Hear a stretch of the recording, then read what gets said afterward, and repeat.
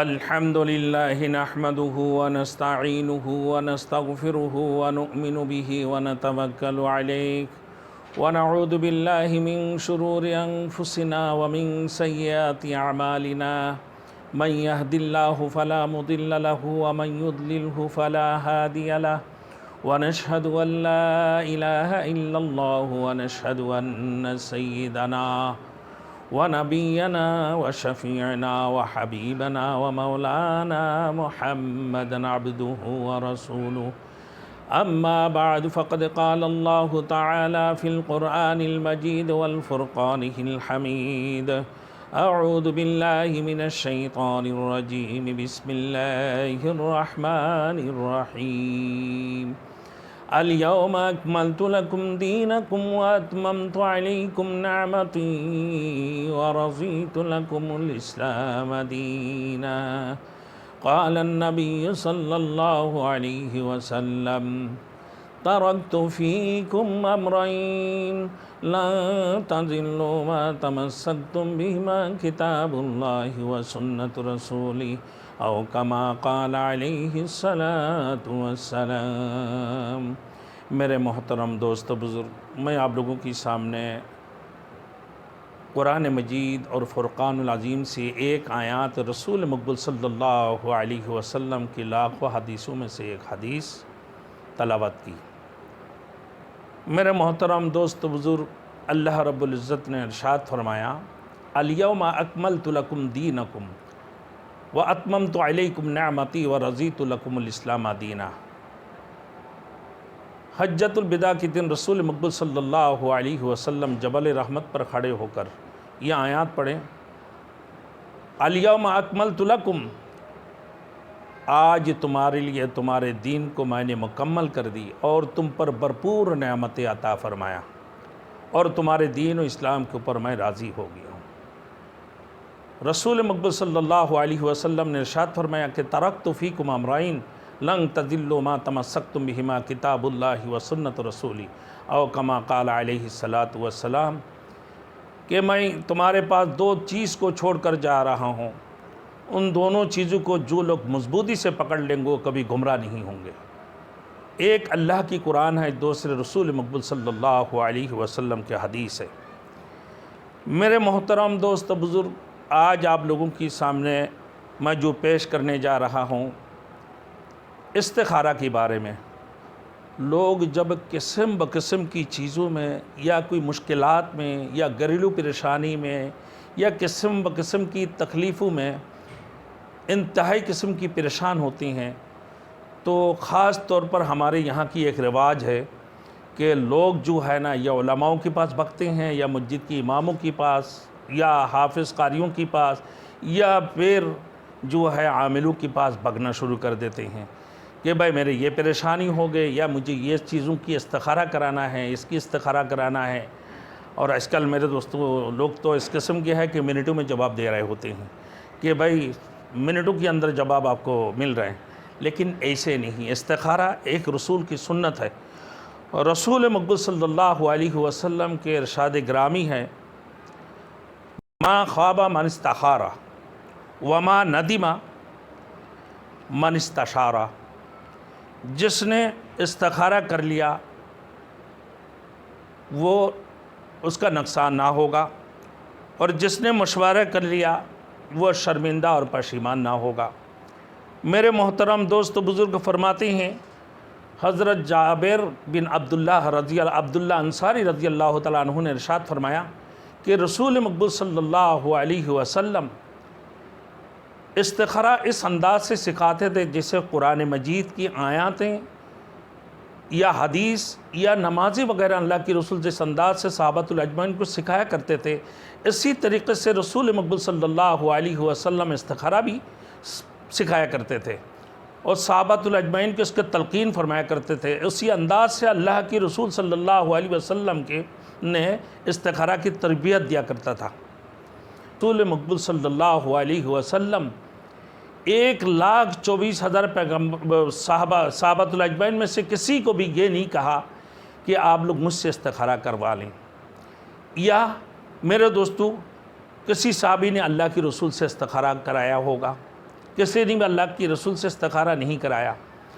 میرے دوستوں، استخارہ کی تقریباً 25-30 طریقہ کار ہے۔ اس میں سے سب سے پہلے نمبر جو استخارہ ہے میرے دوستوں، میں آپ لوگوں کو بتاتے جاؤں گا۔ ایک نمبر استخارہ کی نقصان۔ استخارہ کے نقصان کیسے ہیں کہ جب آپ خود استخارہ نہیں کرو گے تو استخارہ یقیناً وہ نقصان دہ ثابت ہوگا۔ کہ خود استخارہ نہ کرنا، دوسرے سے استخارہ کرانا، یہ بہت بڑی نقصان والی چیز ہے۔ وہ کیسے ہے میرے دوستوں؟ آپ نے اپنے علاقہ کی امام صاحب کے پاس پہنچ گئے، یا کسی عامل کے پاس پہنچے ہو، یا کسی بزرگ یا کسی علماء کے دربار میں پہنچے، جا کے کہنے لگا حضرت مجھے اس چیز کا استخارہ کرنا ہے، اور میرے بیٹی یا بیٹا یونیورسٹی پڑھنا چاہتے ہیں، یا میرے بچہ کینیڈا جانا چاہتے ہیں، اس کا ویزا لگ جائے گا، اور یا پھر یہ پریشانی ہے، اس کے لیے بہتری ہے یا نہیں ہے، اس قسم کی چیزیں کہہ دیا۔ کہنے کے بعد وہ چلے جاتے ہیں کہ ٹھیک ہے میں آپ کو جواب دے دوں گا، لیکن بعد میں میرے محترم دوستوں وہ جواب دینے کی بجائے وہ دیکھتے تو ہے ہی نہیں، ایسے ہی اندازہ میں بتا دیتے ہیں، ہاں جی ہاں میں آپ کو بتا دوں گا انشاءاللہ، کل آپ مجھ سے جو ہے ٹیلی فون کر لینا یا معلومات کر لینا۔ وہ بندہ آ کر جب پوچھتے ہیں تو وہ استخارہ ایسے ہی اپنے مرضی کا بتا دیتے ہیں۔ تو یہ استخارہ کی نقصان میرے دوستوں، پھر آپ اسی کے اوپر بھروسہ کرتے ہوئے، یقین کرتے ہوئے آپ اپنے بیٹی کا رشتہ توڑ دیتے ہیں، یا اپنا بیٹی کی رشتہ کرنے جاتے ہیں، یہ کاروبار میں ہاتھ ڈال دیتے ہیں، یہ کاروبار آپ کو نقصان پہنچا دیتے ہیں۔ میرے دوستوں اس قسم کی وہ کاروبار پھر آخر آپ کے لیے خیر ثابت نہیں ہوتی ہیں، یہ آپ کو جو ہے نا نقصان کی طرف لے کر جا رہے ہوتے ہیں۔ وجہ کیا ہے کہ آپ نے دوسرے سے استخارہ کروایا، خود استخارہ نہیں کی۔ میرے دوستوں استخارہ محض طلب خبر نہیں ہے۔ بعض لوگ ایسے ہوتے ہیں، استخارہ محض طلب خبر نہیں ہے کہ آپ صرف کسی نے کہا بھائی میرے یہ چیزیں چوری ہو گیا اور یہ چیز چوری ہو گیا، میں اس کے استخارہ کرانا چاہتا ہوں، یا پھر میرے یہ چیزیں گم ہو چکا ہے، اور یا پھر ہمارے کوئی دوست یعنی کھو گیا، یا ہمارے بچہ کھو گیا، اس قسم کی چیزیں ہم استخارہ کراتے ہیں۔ تو میرے دوستوں یہ صرف طلب خبر نہیں ہے کہ آپ جو ہے نا کہ ان کے پاس جا کر اپنے بچے کا خبر لیں، یا پھر کوئی بندہ گم ہو چکے ہیں یا کسی کا چیز چوری ہو گئی ہیں نا، تو آپ کو یہ بتا دے کہ فلاں نے چوری کیا ہے یا آپ کا چیز چوری ہو گئے ہیں، تو اس قسم کے انداز سے آپ ان کے پاس جا کے پہنچ جاتے ہیں، وہ آپ کو بتا دیتے ہیں۔ میرے دوستوں اگر اسی انداز سے بتا دے کوئی بندہ کہ ہیں بھائی آپ کی پڑوسی نے چورا دیا یا آپ کی رشتہ داروں نے چورایا، تو میرے دوستوں صورت میں کیا ہوتی ہیں، بہت بڑے ہنگامہ برپا ہو جاتے ہیں، اور یہ بڑی خطرناک قسم کی بات ہے میرے دوستوں۔ اور اس صورت میں آپ کو کیا کرنا چاہیے کہ اس قسم کی باتیں نہ کر کے میرے دوستوں کہ بھائی یہ جو چیزیں ہیں کہ بھائی ہمارے فلاں چیزیں گم ہو چکا ہے یا چوری ہو گیا ہے، آپ یہ استخارہ بذات خود کر لیں، اس کے بارے میں بھی استخارہ ہے میرے دوستوں۔ دوسری نمبر بات یہ ہے، یہ ایک علام الغیوب کی بات ہے، یہ غائب کی علم اس کائنات کے اندر کسی کے پاس نہیں ہے۔ آدم سے لے کر رسول مقبول صلی اللہ علیہ وسلم تک کسی بھی انبیاء یا کوئی بھی نبی، کوئی بھی اولیاء، کسی کے پاس غائب کی علم نہیں ہے، کسی علماء عابد یا کسی بزرگ کے پاس غائب کی علم نہیں ہے، بلکہ غائب کی علم کی مالک صرف اور صرف اللہ کی ذات ہے۔ وہ اللہ ہی بتا سکتے ہیں کہ بھائی آپ کے بارے میں یا آپ کی گمشدہ چیزوں کے بارے میں، غائب ہونے والی چیزوں کے بارے میں۔ باقی میرے دوستوں باقی آپ کی مرضی ہے، لیکن ہمارے خیال کے مطابق یہ طلب خبر نہیں ہے۔ اب میرے دوستوں آیا محض طلب خیر بھی نہیں ہے استخارہ۔ آپ یہ سمجھ کر بیٹھیں کہ بھائی میں استخارہ کرتا ہوں کہ بھائی میرے یہ کاروبار کرنا، تو بیٹی کو یونیورسٹی میں داخلہ کرانا، یا پھر اپنے آپس کی رشتہ داروں میں کوئی معاملات ہوا تو اس کے بارے میں میرے دوستوں اس قسم کی چیزیں کہ بھائی یہ خیر ہوگی کہ استخارہ کر لوں، تو یہ مشورے کر لیں یا اس قسم کی جو ہے نا فیصلہ کر لیں تو اس میں بہتری ہے یا نہیں ہے۔ تو صرف استخارہ میرے دوستو طلب خیر بھی نہیں ہے کہ آپ کے استخارہ کرنے سے صرف اچھا ہی ثابت ہوگا۔ ہاں یہ ہے میرے دوستوں کہ بعض وقت ایسے ہوتا ہے کہ استخارہ کرنے سے